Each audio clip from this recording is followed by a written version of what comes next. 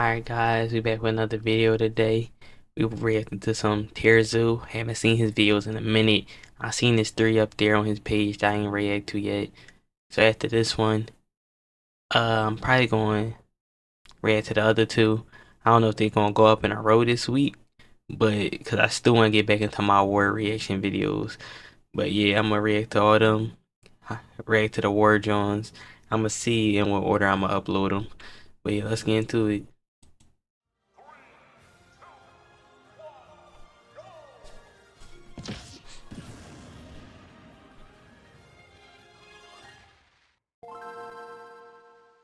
And it's been a minute. This game's tier list can seem pretty set in stone sometimes, but in reality, major shifts in the meta can happen extremely quickly, especially when new resource hotspots and points of interest open up. Builds which are well adapted to capitalize on these flashpoints can see dramatic ascensions on the tier list. One such event occurred when humans unlocked the food storage ability. This greatly improved the humans' survivability, giving them a consistent source of XP even during harsh winters or famines. That is, if they could defend their stockpiles. These stashes were incredibly valuable, and could easily support entire colonies of rats and sparrows if improperly guarded. And while these Neolithic humans did have some techniques they could use to try and protect their precious grain on their own, ultimately their saving grace came in the form of a previously low-tier predator build that was barely scraping by in the North African savanna, the Wildcat. A build which, once domesticated, would go on to become one of the most oppressive, overpowered predators in the current meta. But what is it about the house cat that makes it such a dominant threat? And how was it that the Wildcat became better suited at taking advantage of pest infestations than other builds? To really explain the success of the house cat, we need to go way back and start our story just after the Miocene balance patch.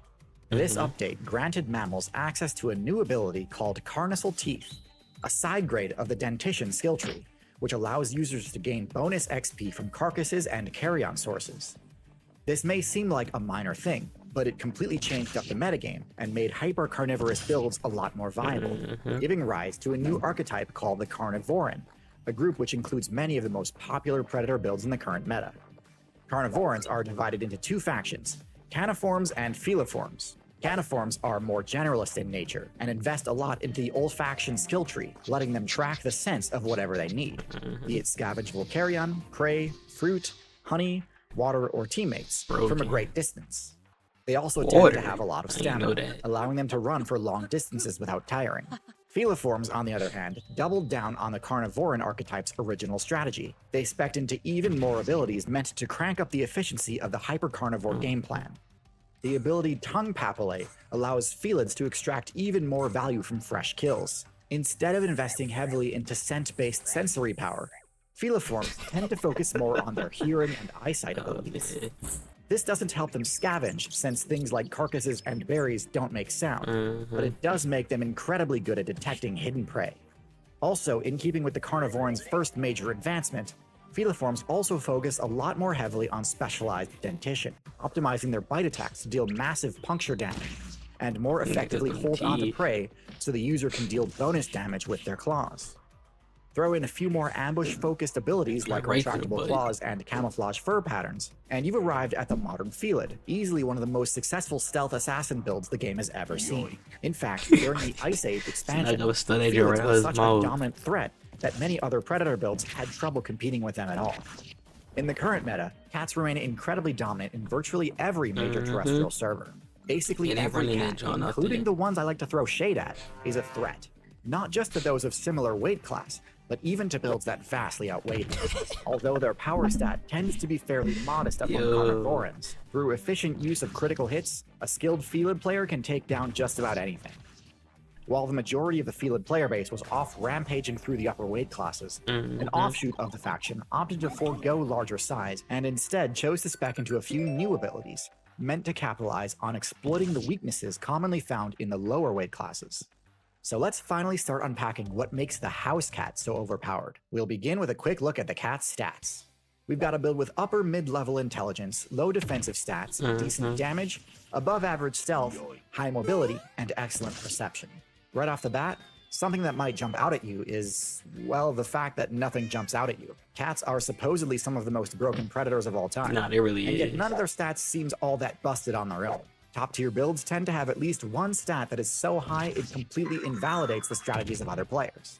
But no, cats aren't able to use tools, they don't have a bone-crushing or venomous bite, they can't change colors, they can't tank attacks for days, they can't echolocate, and so on. So no obvious answer here. Next, let's check out their unique abilities. We talked about a few already, including the abilities that buff the XP rates from meat sources. These should not be understated, as without them you can pretty much entirely write off the viability of this build. Cats, and all other mammals, have the warm-blooded trait. This grants them greatly improved stamina regen rates, greater resistance to cold damage, and a bunch of other useful perks, but at the cost of much greater upkeep requirements, meaning they need to secure kills much more frequently than similarly sized cold-blooded builds. Without these abilities granting the cat bonus XP from meat, it would be very difficult for them to keep up with their energy needs, even with how efficient cats are at hunting. Cats can also move extremely quietly due to their soft toe pads and retractable claws, enabling them to easily get within striking range of prey through smart use of cover and line of sight. But okay, all types of cat, large and small, have those abilities. How about something more unique to house cats? For that, let's look at their primary perception-based ability, slitted pupils. This ability grants house cats extremely precise depth perception, greater than all other feelers. This allows them to perfectly judge the optimal pouncing distance, massively increasing their odds of landing an immediate critical hit and incapacitating their target before it has a chance to respond. So even though the house cat's base damage isn't broken in and of itself, when a house cat goes on the offensive, it can certainly look that way. This strategy is what has led to the complete collapse of several different player bases in amphibian, no reptile, need. bird, Like, why is he mammal just factions, smacking him as on it the truly head? is He that ain't do oppressive. nothing. Now, while we were first looking at the cat's base stats, one thing you might have assumed right away was that the cat's lower defensive stats are its main weakness, and that cats function as a sort of glass cannon, with very little counterplay options when attacked. You might also assume that given the cat's high mobility, their primary defensive strategy is simply to run away when they feel threatened. And while their top speed is often enough to escape danger when needed, instead, cats employ their mobility stat defensively in a different way. This is where one of the most shockingly effective aspects of the house cat manifests. Yo, he's standing 10 House paws cats use their down. incredible agility to stand their ground. Agility and quick reflexes are usually used to dodge attacks, but cats instead actually use their reflexes to deflect them. Because their incredible depth perception grants them such high accuracy on this their was attacks, funny. The they cat just can be use their smacking stuff. claw-like Like, look attack at to him. actually block Like, incoming yo, come here strikes. if you want, I'ma This is smack you. surprisingly consistent and works on a lot more attacks than you might think. Now, obviously, this is a high-skill, high-reward strategy. Missing a parry can result in serious damage, but if you get good enough at this, you can ward off attacks from just about anything, and potentially even open up opportunities for counterattacks. Put all this together, and you come to understand what a house cat build truly is. A house cat is what you get when you fuse the deadliness of a snake with the energy of a mammal.